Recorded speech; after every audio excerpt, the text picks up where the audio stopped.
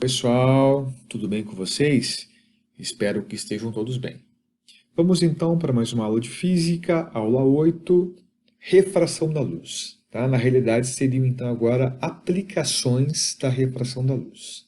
Beleza? Bora lá então. Vamos ver aqui uma primeira aplicação, que seria então a reflexão total da luz, também conhecida como reflexão interna. Para a gente começar a entender esse mecanismo, vamos considerar que a luz ela passa inicialmente de um meio mais refringente. O que seria um meio mais refringente? Um meio que tem um maior índice de refração, para um meio menos refringente, que tem um menor índice de refração. Professor, mas está complicado, como assim?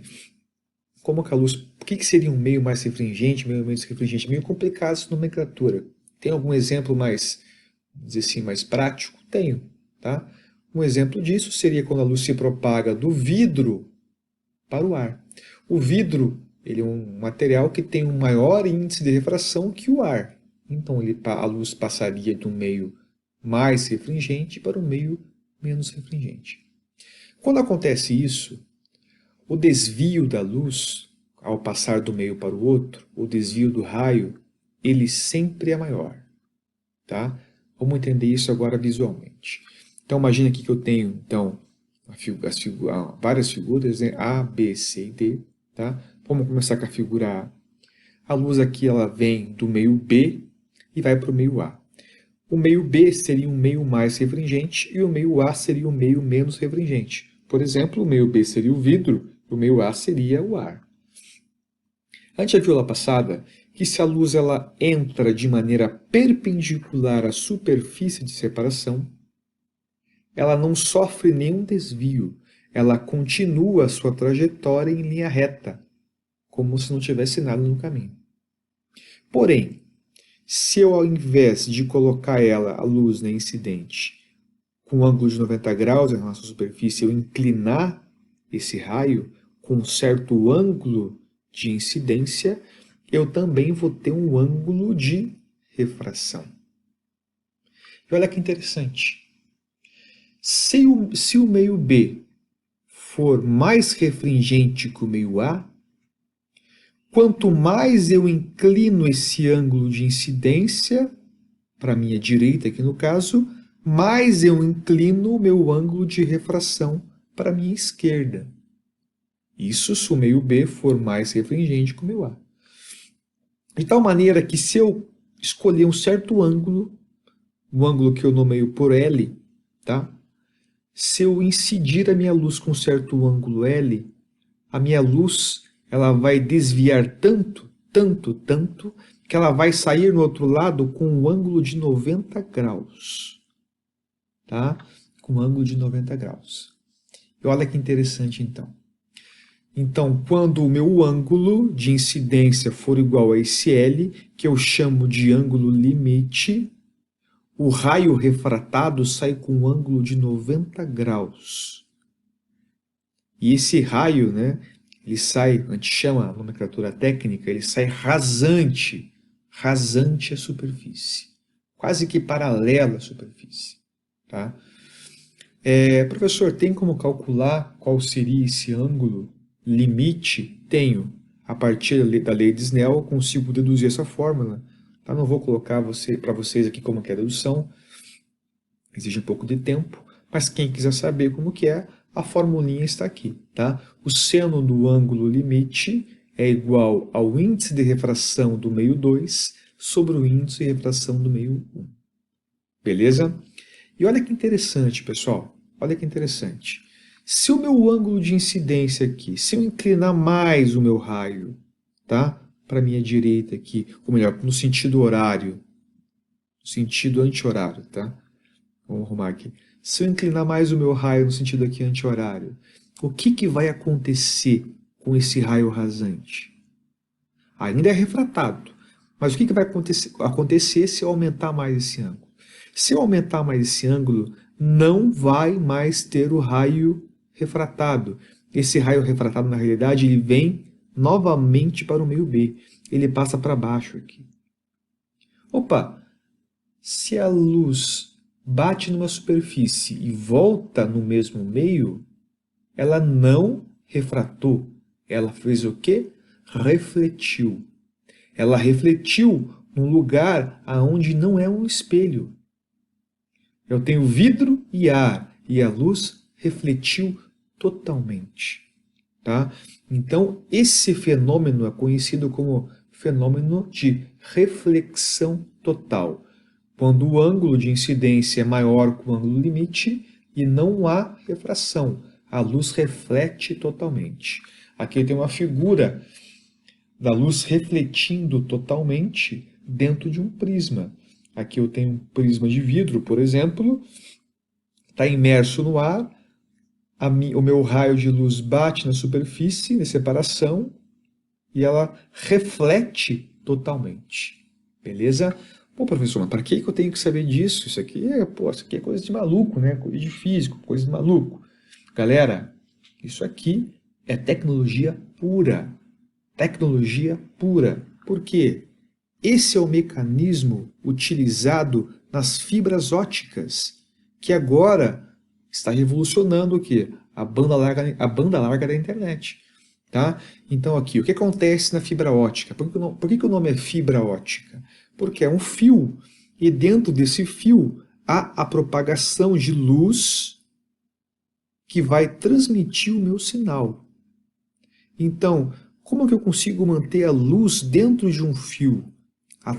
Vindo o quê? Através do fenômeno de reflexão total. A minha luz ela vai refletindo totalmente dentro do fio e se propagando, transmitindo, né, a minha informação.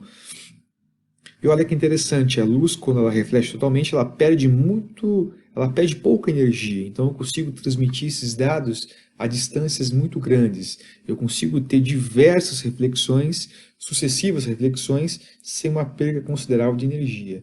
Então permite eu carregar, né, essa informação a distâncias muito grandes. E contando com a velocidade, com a enorme velocidade da luz, que a gente já viu que é o objeto mais rápido da natureza. Beleza? Então, reflexão total é, vamos dizer assim, a base das fibras óticas. Mas olha só, também acontece no nosso dia a dia. Quem já não viu, por exemplo, pega a figura aqui embaixo, quando está num dia bem quente, né, e você olha no asfalto, vendo um carro lá longe de você, e você consegue ver o carro aqui em cima e consegue ver como se fosse um espelho aqui embaixo. Consegue ver partes do carro aqui embaixo. Tá? O que seria isso? Isso seria reflexão total da luz. Reflexão total da luz gerada por quê? Como eu tenho aqui um asfalto muito quente, eu tenho uma densidade do ar pequena em comparação com o ar que está aqui em cima. Essa diferença de densidade gera uma diferença no índice de refração, gerando essa miragem. Eu tenho o objeto aqui em cima e a gente consegue ver parte dele aqui embaixo. Então, essa miragem que a gente vê aqui embaixo se deve ao quê? À reflexão total da luz. Quem quiser saber um pouquinho mais por que acontece dessa maneira, mande ali uma perguntinha para mim, tá? No Google Classroom ou no WhatsApp, que eu respondo para vocês. A gente aqui no Brasil está acostumado com essa miragem, né? Mas para quem mora no frio, eu nunca vi. É uma curiosidade minha ver como que acontece, mas em lugares frios acontece um outro tipo de miragem, que é o contrário da primeira aqui. Então, aqui eu tenho um rapaz perto do urso, por exemplo. Como o ar perto do gelo aqui, ele está mais frio em relação ao ar que está aqui em cima, também é uma mudança de densidade, consequentemente uma mudança do índice de refração, e também ocorre a reflexão total. Tá? Só que olha só, o que vai acontecer? A reflexão total nesse caso, ela vai acontecer ao contrário da primeira. Ao invés de eu ver o objeto aqui embaixo, eu vou ver o objeto aonde? Lá em cima. A minha miragem vai ser no céu. Tá? Eu peguei uma figura aqui no navio, num lugar frio, a gente consegue ver aqui então o mar, o navio, e acima do navio a gente consegue ver a miragem. Tá? Que seria então essa contribuição da reflexão total, devido então à mudança de densidade entre os ares quentes e frios. Beleza? Bola para frente então, vamos lá. Outro fenômeno que a gente vai estudar, tá? Outro tipo de estudo, seria o dióptro plano. Nome complicado, né? Dióptro plano. Uma coisa importante, galera, essa matéria aqui é uma matéria assim que, infelizmente, tá? Ela é uma matéria cheia de detalhes, esses nomes técnicos complicadinhos, que não tem muita associação com nossa realidade, tá? Mas, infelizmente, cai no vestibular, nós temos que saber, tá? Mas vamos lá, bola para frente. A vida nem sempre é fácil, né? Então é o seguinte, o que seria um dióptro plano? Uma coisa assim, um nome complicado para uma coisa muito simples. Diâmetro plano, tá, é um sistema formado por dois meios de propagação separados por uma superfície de separação. Como assim, professor?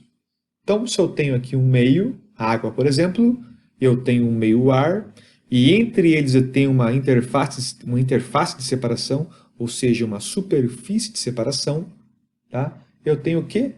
Um diâmetro plano. Como assim, professor? Não entendi. Se eu tenho dois meios e uma divisão entre eles, pode ser a própria água mesmo, eu tenho um dióptro plano. Ou seja, a gente já estava estudando esse dióptro plano há algum tempo, tá?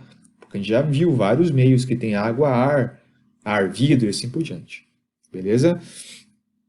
Qual que é a diferença? A diferença é que a superfície de separação, no caso aqui, ela tem que ser uma coisa plana, tá? Tem que ser uma linha plana aqui. Beleza? Então, olha só, vamos imaginar, para ficar mais fácil, que eu tenho ainda um diâmetro plano, ar, água. Beleza? Olha só, vou ser um objeto que eu vou estar fora da água, e eu vou ser um observador fora da água, eu vou ver um objeto dentro da água. Tá? O que vai acontecer quando eu tenho esse diâmetro plano? Então, vamos imaginar aqui o seguinte, eu tenho aqui um recipiente, uma moeda, eu sou observador. Se eu for tentar ver aonde está o objeto, vamos pegar aqui a luz, né? Ela se propaga em linha reta, eu não conseguiria ver o objeto aqui se ele fosse um objeto opaco, tá? Mas, se o recipiente fosse opaco. Mas olha só, se eu colocar um pouco de água aqui, tá? A luz, devido ao desvio que a luz sofre na refração, eu vou conseguir observar o objeto. Beleza? Vamos pegar outra situação. Eu tenho aqui um menininho vendo um peixe na água. Tá? O menininho é o observador, o peixe é o objeto. A luz, né, que sai do peixe e se propaga em relação ao olho do menino para ele conseguir observar o peixe, ela vai sofrer um desvio devido à refração. E o menininho vai fazer o quê? O que vai acontecer com o menininho? Ele vai pensar que o peixe está onde? Que o peixe está aqui. Mas o peixe, na realidade, vai estar aqui embaixo. Tá? A aparência do peixe fica em cima, mas o peixe estará embaixo.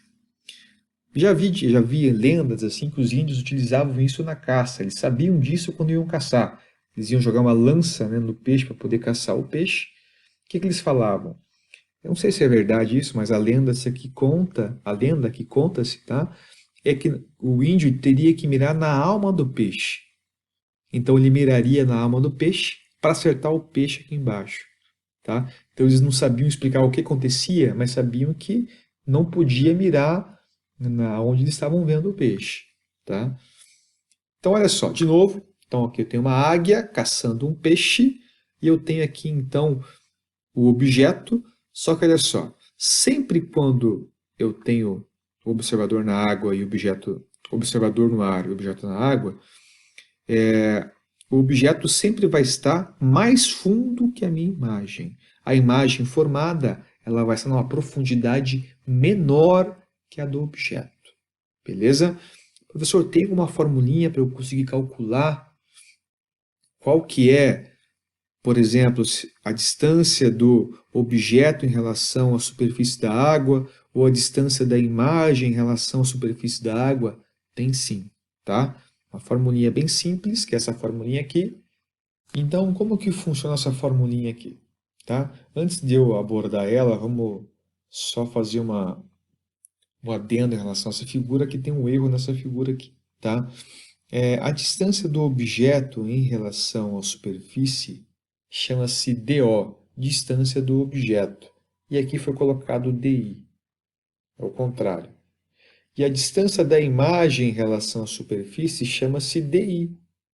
Eles colocaram DO. Então, aqui o DI, na realidade, seria aqui e o DO seria aqui. Beleza? Vou tentar arrumar nos slides de vocês, para quando eu disponibilizar esses slides já esteja arrumado. Tá? Feito essa colocação, vamos lá. Como que essa formulinha aqui funciona? É o seguinte, DI, que é a distância da imagem, multiplicado por NI. Quem que é NI? NI é o índice de refração do meio aonde se encontra a imagem. Tá? Então, a distância da imagem multiplicado pelo índice de refração de onde se encontra a imagem é igual a DO. Quem que é DO? É a distância do objeto multiplicado por NO. Quem que é NO? É o índice de refração aonde se encontra quem? O observador. Então, distância da imagem multiplicado pelo índice de refração da imagem é igual à distância do objeto multiplicado pelo índice de refração do meio aonde se encontra o observador. Tá? Vamos lá, vamos continuar. Então, professor, mas se no caso o meu observador estiver dentro da água, o que vai acontecer? Tá? Se meu observador estiver dentro da água, imagine aqui que eu tenho um mergulhador, aqui eu tenho uma moça, tá? Fora da piscina. Esse mergulhador, eu tenho a moça fora da piscina, ela vai estar aqui na beira da piscina, mas o mergulhador, devido ao desvio que a refração gera na luz, ele vai ver a moça mais acima, quase que voando, tá? Não vai ver a moça na sua posição real, tá? Mas sim numa posição aparente. Se eu for pegar o caso anterior, que é o caso do peixe e da águia, o que o peixe estaria vendo? Tá? Eu teria aqui, por exemplo, a posição real da águia, mas o peixe ele vai ver a águia mais acima. Isso porque sofre um desvio, a luz sofre um desvio ao ser refratada. Tá? Então, também vou ter aqui uma distância do objeto em relação à superfície e eu também vou ter uma distância da imagem em relação à superfície. Tá? Professor, tem como eu calcular qual que vai ser a distância da imagem, do objeto, assim como no caso anterior? Tem sim, tá? E a formulinha é a mesma. Como é que essa formulinha funciona agora? A distância da minha imagem em relação à superfície multiplicado pelo índice de refração da minha imagem, do meio onde se encontra a imagem, vai ser igual à distância do objeto em relação à superfície de separação multiplicado pelo índice de refração do meio aonde se encontra o observador. A formulinha é a mesma, tá? Inclusive aqui os significados são os mesmos. Beleza? Bola para frente, então. Vamos lá. Agora temos, então, também o estudo das lâminas de faces paralelas. Professor do céu, o que é isso, professor? Tá? A ideia é o seguinte, a ideia é que é como se fosse um cubo transparente aqui. Eu tenho uma superfície plana em cima e uma superfície plana embaixo. Por isso que seriam lâminas de faces paralelas. É um corpo transparente relativamente espesso que possui duas faces paralelas. Então é um nome complicado para uma coisa simples, beleza? Se eu quiser complicar mais o nome ainda, eu posso dizer que são dois diópteros planos paralelos delimitando um material transparente. Tá? Mas é uma coisa simples aqui, como se fosse esse quase cubo aqui, né? Então vamos lá. Olha que interessante. Quando eu tenho lâminas de faces paralelas, eu vou pegar esse objeto, vou colocar aqui, tá? E eu vou fazer incidir sobre esse objeto um raio incidente. Tá? Esse raio incidente ele incide então nessas lâminas de faces paralelas. Ele vai sofrer diversas ou duas dois desvios dentro, aqui, um desvio aqui inicial, um desvio final, e eu vou ter um raio final saindo aqui. Eu vou ter uma segunda refração e eu vou ter um raio final. Eu chamo de raio incidente e eu chamo o raio final de raio emergente. Raio incidente, raio emergente. Tá? Olha que interessante. O raio incidente, ele sempre vai ser paralelo ao raio emergente. Tá? O raio incidente e o raio emergente, eles são paralelos entre si. Beleza? Aqui no caso, aqui eu tenho lâminas de faces paralelas, por exemplo, de vidro imerso no ar. Beleza? Então, o raio incidente, ele é paralelo ao raio emergente. Só que eles não saem um em cima do outro, eles saem o quê? Deslocados. Tá? Professor, tem como calcular qual que é essa distância de deslocamento, esse deslocar aqui dos raios? Tem, dos feixes? Tem sim, tá? Por essa formulinha aqui. Esse deslocamento, chamado de desvio lateral, tá? Vai ser o quê? O E, que é a espessura da lâmina, multiplicado pelo seno, função seno, de I menos R, os ângulos de incidência e refração, sobre cosseno de R, do ângulo de refração.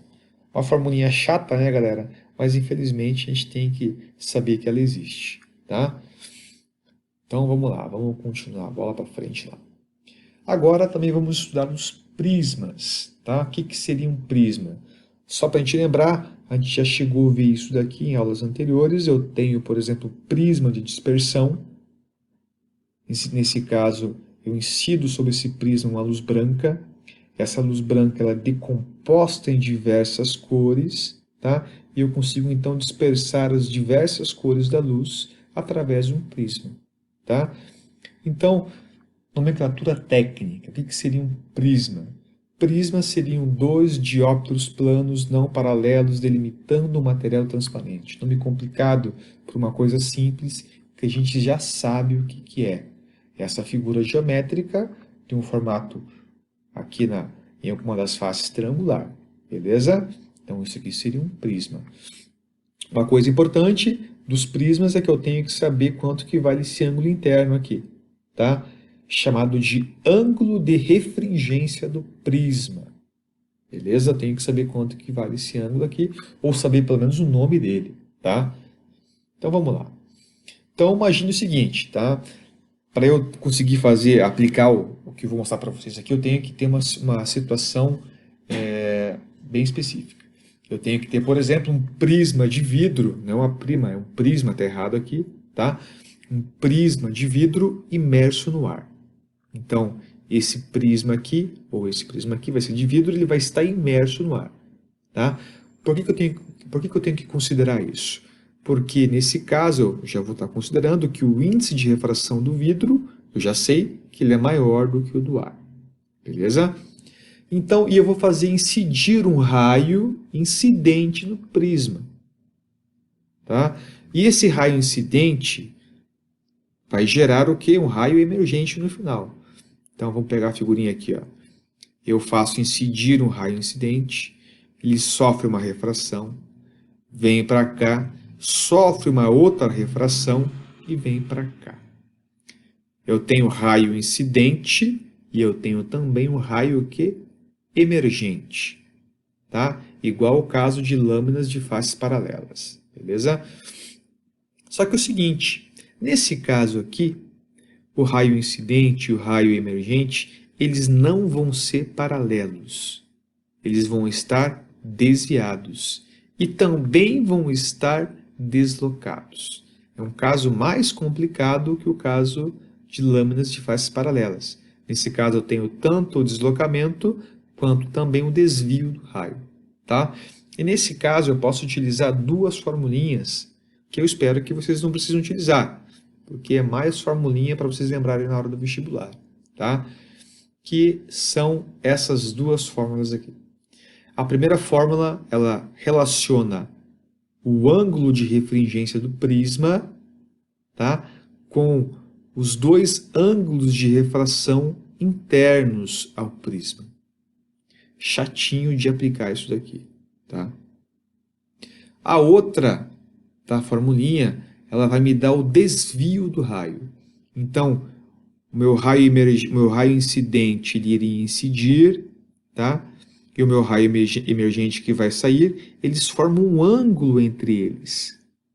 Quanto que vale o ângulo entre o raio incidente e o raio emergente? Tá?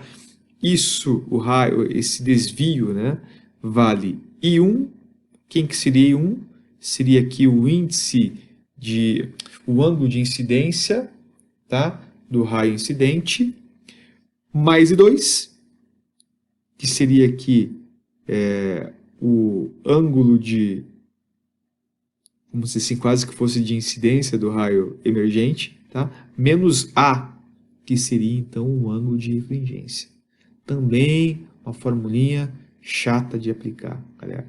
Mas importante é que vocês saibam que exista e saibam o que são prismas, beleza?